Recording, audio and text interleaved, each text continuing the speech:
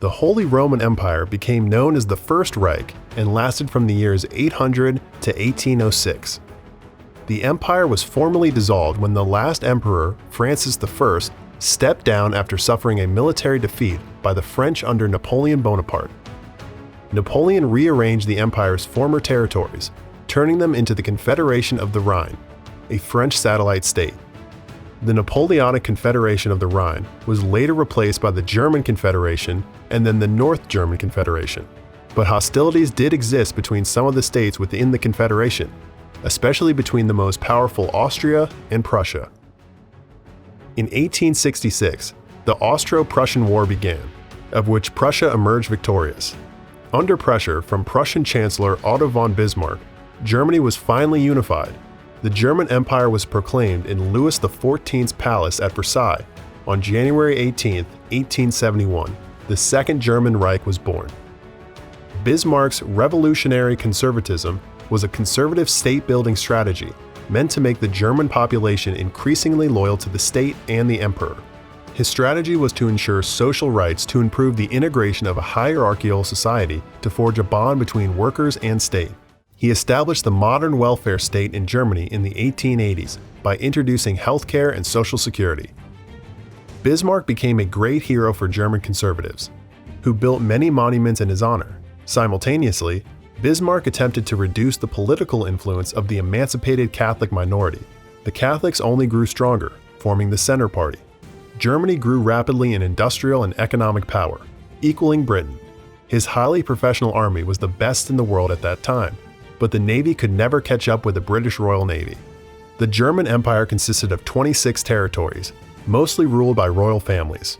Within a 7-year period, Denmark, the Habsburg monarchy, and France were defeated by German Empire troops.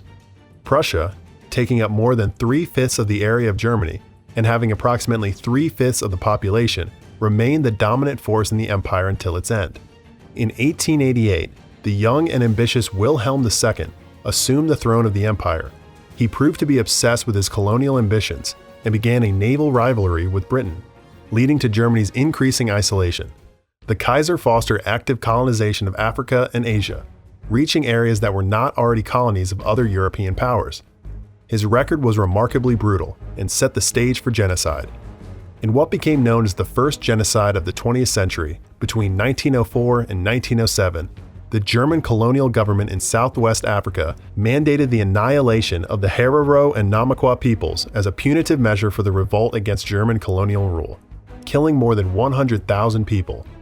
Wilhelm II adopted a mainly unilateral approach in Europe with the Austro-Hungarian Empire as his main ally, leading to an arms race with Britain. Europe got close to war for the first time in 1911, with the Agadir Crisis, when Wilhelm II made a claim to Morocco. This crisis, which increased the Kaiser's reputation as an irksome troublemaker, was neutralized without war breaking out. But the upsurge was only postponed for a few years. When Archduke Franz Ferdinand was murdered in Sarajevo on June 28, 1914 by a Serbian revolutionary, new strains formed between the Austro-Hungarian Empire and Serbia. A month after the murder occurred, Austria declared war on Serbia in retaliation.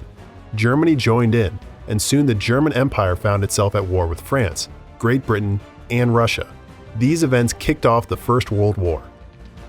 After 4 years of war, in which nearly 2 million German soldiers were killed, a general armistice brought the fighting to an end on November 11th and German troops returned home. During the German Revolution, which took place in November 1918, Emperor Wilhelm II and all the German ruling princes relinquished their offices and responsibilities, marking the beginning of the Weimar Republic. Germany's new political leadership entered into the Treaty of Versailles in 1919, officially ending the First World War. The treaty's main point was that Germany would accept all responsibility for causing the war, paying reparations to a number of nations of the Triple Entente, the military alliance between Britain, France, and Russia. This ended the history of the Second Reich, but this was not the last time Germany attempted to strengthen its empire, as events in the following years reached proportions never before seen in the world. The consequences of World War I created the necessary conditions for the emergence of the Nazi Party, and one of their goals was to create a 1,000 years Reich that would become known as the Third Reich.